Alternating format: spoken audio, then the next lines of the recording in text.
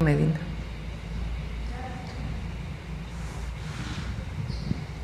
Tiene que ver con el caso Overdrecht, con las denuncias de Lozoya. Sí, fue como el último, creo, director. Buenos días, presidenta. César Huerta, de la revista Polemón. Como pues usted mencionó, esta hazaña de la reducción de la pobreza, presidenta, se dio durante un sexenio donde hubo una pandemia que no es cosa menor. La derecha en ese momento criticó las políticas públicas del presidente AMLO y de mantener los programas sociales. En ese momento pedían que se eliminaran y que mejor se invirtieran las empresas y que hasta se contratara deuda externa. Es decir, pues esta hazaña, presidenta, se dio en condiciones muy adversas. ¿Usted considera que de no haberse dado la pandemia, la reducción de la pobreza hubiera sido significativamente mayor? Es probable, es probable. Ahora, recuerden que durante la pandemia, por el cierre de las empresas que se tuvo que hacer para evitar contagios, el PIB en el 2020 cae como 8%, una caída fuertísima. Y se recupera prácticamente en el 21, 22. En aquella época, todas las voces de la derecha, del PRIAN, de los intelectuales vinculados con ellos, decían que México tenía que endeudarse, que si no se endeudaba no iba a haber recursos económicos para poder levantar al país, que era un error no endeudarse o no dar mucho más facilidades a los grandes empresarios como era antes. Y el presidente López Obrador decidió que no aumentara la deuda y apoyar a los de abajo, mantener los programas de bienestar y un programa muy intensivo que se hizo de créditos pequeños a pequeñas empresas, comerciantes, pequeños comerciantes, taxistas, incluso apoyo a meseros. En la ciudad también dimos algunos apoyos. Y se recuperó la economía muy rápido, incluso con felicitaciones internacionales a México por el manejo macroeconómico en aquel momento. Y dio resultados, dio resultados. Entonces, esto es producto de aumento en la inversión pública, de los programas de bienestar, aunque digan que no, tienen que ver, es de los programas de bienestar y del aumento al salario mínimo. O sea, recuerden todo lo que se decía, que si aumentaba el salario mínimo iba a haber inflación. Bueno, aumentó el salario mínimo y no hubo inflación y siguieron las inversiones. Entonces, es una política que tiene una palabra o tiene dos. Una es justicia, justicia social, y la otra es bienestar. En la Cuarta Transformación luchamos, trabajamos todos los días por el bienestar del pueblo de México. ¿Qué quiere decir bienestar? Que ningún mexicano vive en la pobreza. Después de 36 años de neoliberalismo, donde lo único que se generaron fueron más pobres en el país. Entonces es extraordinario, es una hazaña del sexenio del presidente López Obrador y de la Cuarta Transformación. Gracias, presidenta. Y bueno, la derecha anda muy alborotada, presidenta. No, tengo que hacerle estas preguntas porque… Pero ya Reina ya ayer dijo, no, no pinta la derecha. Exacto. Sí, ya no pinta, como dijo. Hace un par de días, presidenta, Claudio X González… Ya ni nos acordábamos. declaró que los debates que se plantearán en la Comisión Electoral para la Reforma pues son una cortina de humo para legitimar una visión autoritaria. Dijo también, asumiéndose como la sociedad civil, que defenderá la democracia y la libertad y no descarta movilizaciones para impedir que la reforma que se presentará en la comisión pues no resulte regresiva, sino, dice él, que lo hará pues para que sea progresista. Ah, ya es progresista. Presidenta, ¿usted vislumbra estas manifestaciones que dice Claudio X González contra la reforma electoral? A ver si encuentras los dos videos. Uno del que era presidente del PAN, Marco Cortés. A ver, pásalo ese. Y luego hay un video donde Claudio X González habla de los maestros, pidiendo prácticamente la represión. A ver si ponemos los dos. A ver el de Marco Cortés. ¿Qué pasó? Caímos en la trampa de los programas sociales. Me estoy incluyendo, ¿eh? Es quien da más. El PAN tiene 4 principios fundamentales: bien común, persona humana, solidaridad y subsidiariedad. El de la subsidiariedad es enseña a pescar, no des el pescado permanentemente, y caímos en la subasta. ¿Quién da más programas sociales? ¿Quién le pone más a los adultos mayores? ¿Quién sube esto? Y la pregunta es, ¿y la diferenciación?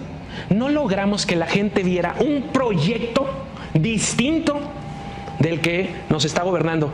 Y de hecho, terminamos avalando, fíjate, esto es súper importante, terminamos avalando una política clientelar, adormecedora, que no impulsa el crecimiento, que no impulsa que la gente salga adelante, sino que la mantiene en su estatus pobre. O sea, hipocresía, ¿no? Porque ¿cómo se le llama a una persona que un mes antes hablaba de los programas de bienestar y un mes después dice que se equivocaron, que ellos solo van a enseñar a pescar?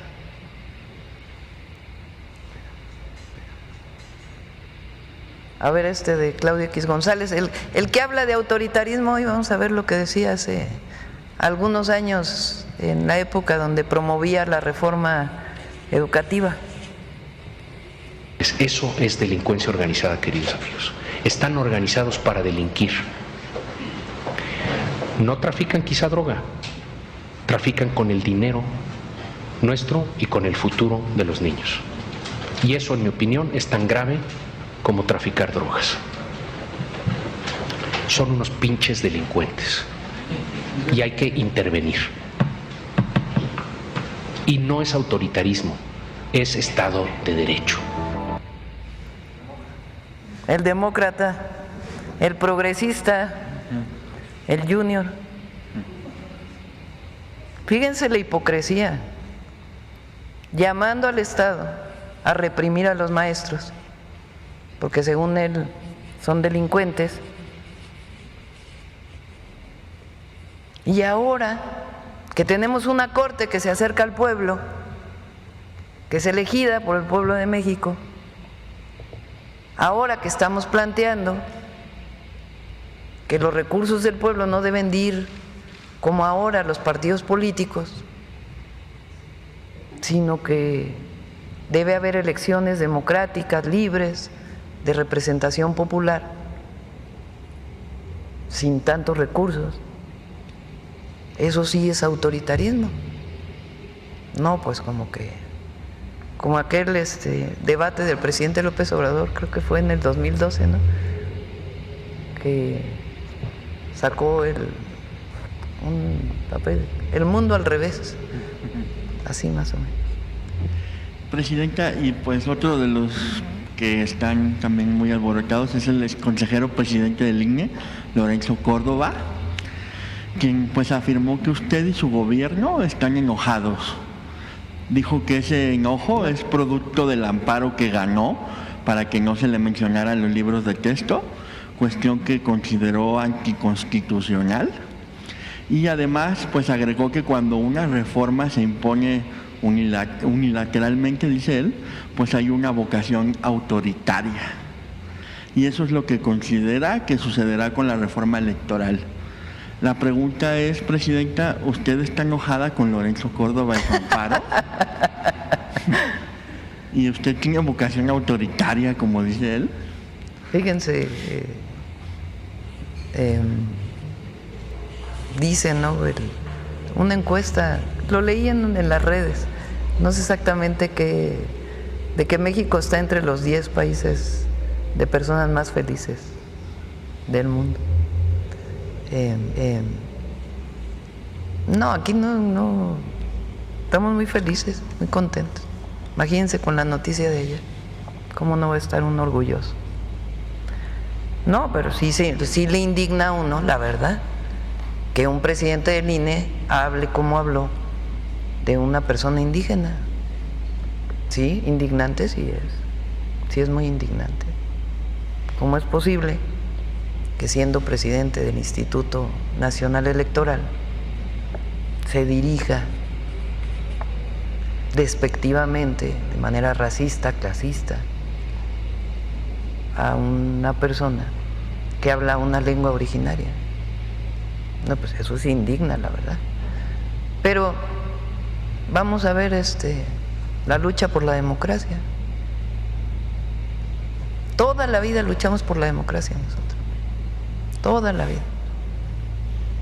Nuestro movimiento, desde el éxodo por la democracia de Andrés Manuel López Obrador de Tabasco a México exigiendo elecciones libres, hasta el 2006, voto por voto, casilla por casilla. Y si nos vamos a lo personal, pues nosotros desde jóvenes luchando por la democracia en la universidad.